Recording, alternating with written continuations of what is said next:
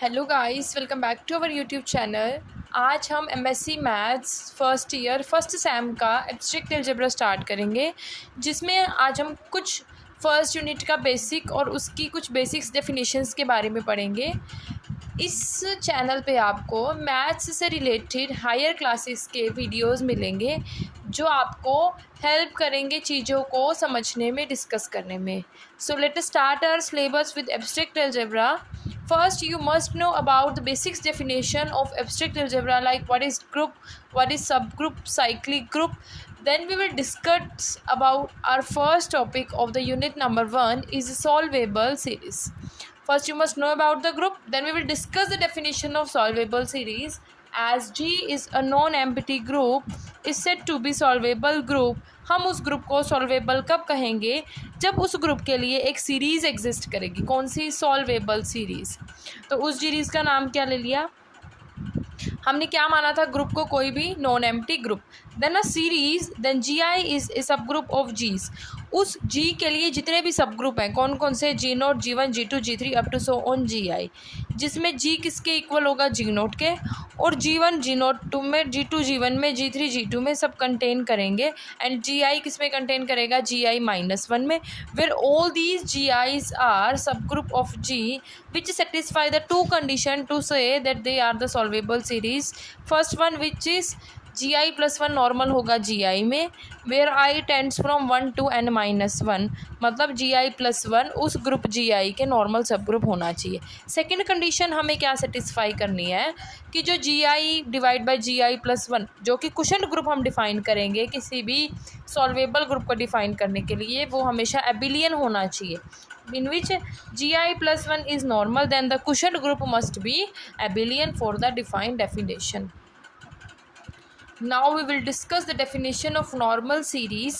Let G be a non-empty group, then a series of subgroup G is said to be normal series if there exists a series G is equals to G naught G1, where all these G1 G2 Gn are all subgroup of G is called normal. सिर्फ एक ही condition को satisfy करना चाहिए, that Gi is a normal subgroup of G.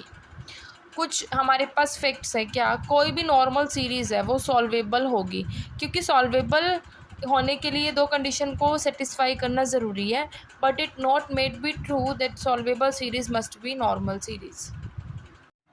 तो हम unit 1 से related कुछ important theorem discuss करेंगे। तो फर्स्ट थ्योरम है, every subgroup of a solvable group is solvable. कि कोई भी अगर ग्रुप सॉल्वेबल है तो उसका सब ग्रुप भी सॉल्वेबल होगा। तो सबसे पहले मैंने क्या लिया? जी बी ए सॉल्वेबल ग्रुप। अगर जी सॉल्वेबल ग्रुप है तो दो कंडीशंस को सेटिस्फाई करेगा और उसके लिए एक सीरीज़ एग्जिस्ट करेगी। ये मैंने सीरीज़ लिख दी है।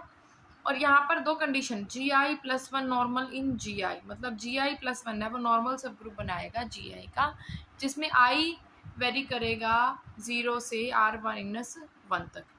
और G I by G I plus one, मतलब जो क्वोशंट ग्रुप हम लेके चलेंगे वो एबिलियन बनाता है। ये दोनों कंडीशंस हमारी है सॉल्वेबल ग्रुप की।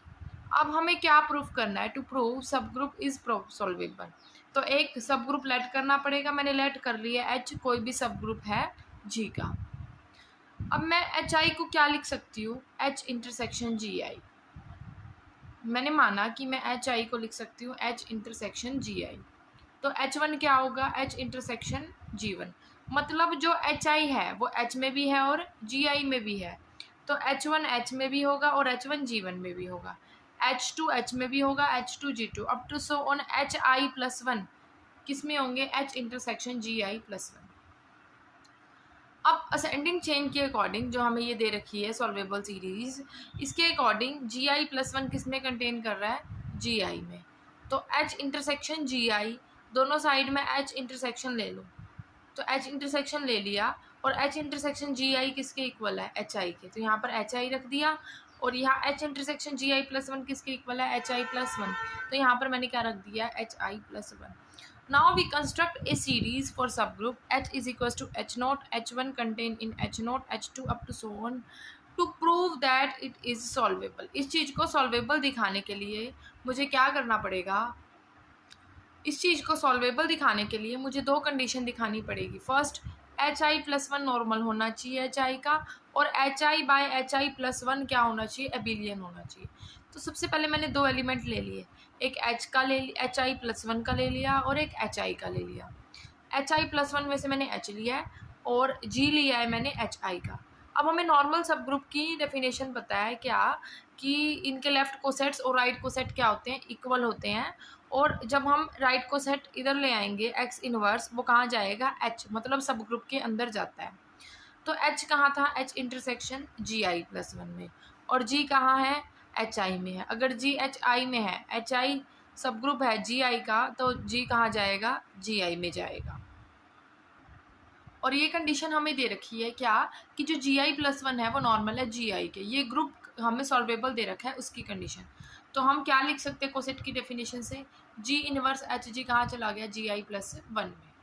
H और G किसके थे, H के, चले किस में गए, तो हमारे पास HG H का था और G इनवर्स HG भी कहाँ चला गया, H में। फ्रॉम 1 and 2, अगर वो H में है, GI+1 में है, तो इनकी इंटरसेक्शन में भी जाएगा, इंटरसेक्शन में चला गया।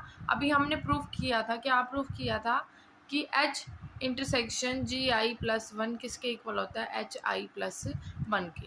तो G इनवर्स HG कहाँ चला गया, HI+1 के, और ये किसके इक्वल है, HI के। तो HI+1 किसका नॉर्मल सब ग्रुप बन गया, HI का।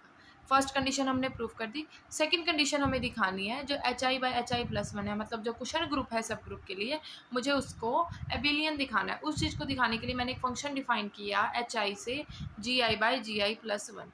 मतलब कुशन ग्रुप की क्या डेफिनेशन होती है, G/H, G X कोई भी आर्बिट्री एलिमेंट होगा G का, जब हम उसको सब ग्रुप के साथ डिवाइड करते हैं तो वो कंप्यूट करके मल्टीप्लाई में आ जाता है। यही कंडीशन है, ये ग्रुप है, ये सब ग्रुप है। तो जो हमारा ये ग्रुप है और ये सब ग्रुप है, तो ग्रुप में से कोई भी मैंने आर्बिट्री एलिमेंट लिया x और सब ग्रुप उसकी मल्टीप्लाई में आ जाता है। तो फंक्शन कैसे डिफाइन हुआ, f(x) = x(gi+1). अब इसको एबिलियन दिखाने के लिए हम कुछ प्रॉपर्टी सेटिस्फाई कराएंगे। पहले बात, फंक्शन वेल डिफाइन होना चाहिए। वेल डिफाइन का मतलब होता है वहाँ से हम दो एलिमेंट लेंगे, उनकी इमेजेस को इक्वल दिखाएंगे। तो x और y दो एलिमेंट ले लिए मैंने HI के। अगर ये दोनों इक्वल हैं तो मैंने दोनों साइड GI+1 से मल्टीप्लाई कर दिया। अगर मैं दोनों साइड GI+1 से मल्टीप्लाई कर दूंगी, वो दोनों फंक्शन के इक्वल आ जाएगा। एलिमेंट इक्वल लेके चले, फंक्शन इक्वल आ गया, ये हमारा वेल डिफाइन हो गया। 1-1 प्रूफ करने के लिए फंक्शन सेम लेके चलेंगे, हम एलिमेंट को इक्वल दिखाते हैं। तो फंक्शन मैंने इक्वल लिया, फंक्शन मेरा इक्वल है XGI+1 के लिए और YGI+1 के लिए, और ये चीज़ मेरा किसके इक्वल है, X = Y के। ऑन टू दिखाने के लिए क्या करते हैं हम, हमारे पास डोमेन में से एक प्री इमेज उसकी एग्जिस्ट करनी चाहिए। तो XGI+1 किसका था, GI/GI+1 का। अगर ये इसका है तो ये x किसका होगा, HI का भी होगा। अगर x HI का है तो f(x) लगाने पे वो कहाँ चला जाएगा, किसके इक्वल आ जाएगा, XGI+1 के। अब हम क्या करेंगे, इसकी होमोमॉर्फिक इमेज इक्वल दिखाएंगे। होमोमॉर्फिक का मतलब दो फंक्शन इकट्ठे होंगे, उनको अलग करके दिखाना है। तो मैंने दो फंक्शन ले लिए, x y GI+1, x की मल्टीप्लाई करी GI+1 के साथ, y की मल्टीप्लाई GI+1 के साथ। तो x GI+1 किसके इक्वल था, f(x) के, और y ये हमारे पास होमोमॉर्फिक प्रूफ हो गया। अब हमें पता है फंडामेंटल थ्योरम ऑफ होमोमॉर्फिज्म क्या कहती है, every homomorphic image is isomorphic to some quotient group G, कि जो भी होमोमॉर्फिक इमेज होती है वो आइसोमॉर्फिक होती है किसी न किसी कुशंट ग्रुप G के। तो ये kernel F is isomorphic to F(HI), जो किस में कंटेन कर रहा है, GI/GI+1। अब इस चीज़ को प्रूव करने के लिए लेफ्ट हैंड साइड को अगर मैं प्रूव कर दूंगी, ये राइट हैंड साइड भी प्रूफ हो जाएगी, क्योंकि ये दोनों एक दूसरे के आइसोमॉर्फिक है। तो इस चीज़ को प्रूव करने के लिए मुझे क्या प्रूफ करना पड़ेगा, कर्नल F किसके इक्वल है, HI+1 के। इन दोनों को इक्वल दिखाने के लिए मैं क्या करूँगी, कर्नल में से एक एलिमेंट दिखाऊंगी, कहाँ जाएगा, HI+1 में, और HI+1 में से एक एलिमेंट उठाऊंगी, वो कहाँ जाएगा, कर्नल F में। पहले मैंने एलिमेंट लिया x कर्नल F का, f(x) लगाने पे वो किसके इक्वल आएगा, GI+1 के, और f(x) हमारे पास किसके इक्वल है, XGI+1। XGI+1 किसके इक्वल आ गया, GI+1 के। तो x लिया किसका था, कर्नल F का, चला किस में गया, GI+1, और GI+1 क्या था, HI+1 किसके इक्वल है, H intersection GI+1। H I में भी है, एच में भी है, तो किस में चला गया, H intersection G I plus one में भी चला गया, तो वो कहाँ आ गया, एच आई प्लस वन में। लिया किसका था, कर्नल एफ का, चला किस में गया, एच आई प्लस वन में। सिमिलरली हम लेके किसका चलेंगे, एच आई प्लस वन का दिखाएंगे किसमें, कर्नल एफ में। लिया किसका, एच आई प्लस वन का, एच आई प्लस वन का लिया तो वो एच में भी होगा और जी आई प्लस वन की इंटरसेक्शन में। इसका मतलब वाई एच में भी है, Y ji I plus one में भी है। और वाई की अगर जी आई प्लस वन के साथ मल्टीप्लाई करेंगे सब ग्रुप के इक्वल होता है, वो सब ग्रुप आ गया जी आई प्लस वन। और ये चीज़ किसके इक्वल है, एफ ऑफ वाई के। एफ ऑफ वाई किसके इक्वल है, जी आई प्लस वन के, तो वाई किस में चला गया, कर्नल एफ में। From one and two Y लिया किसका था, एच आई प्लस वन का, चला किस में गया, कर्नल एफ में, तो एच आई प्लस वन किसके इक्वल आ गया, कर्नल एफ के इक्वल आ गया। इसका मतलब जो एच आई है, एच आई प्लस वन है, किसके आइसोमॉर्फिक है, एफ ऑफ एच आई के। इसे क्या प्रूव होता है, every subgroup of abelian group is एबिलियन। अगर हमारा सब ग्रुप एबिलियन है, ग्रुप एबिलियन है, तो उसका सब ग्रुप भी एबिलियन होगा। इसका मतलब हमने क्या प्रूव करा कि जो एच आई है divide by H I plus one is also एबिलियन। ये हमें थ्योरम को प्रूफ करना।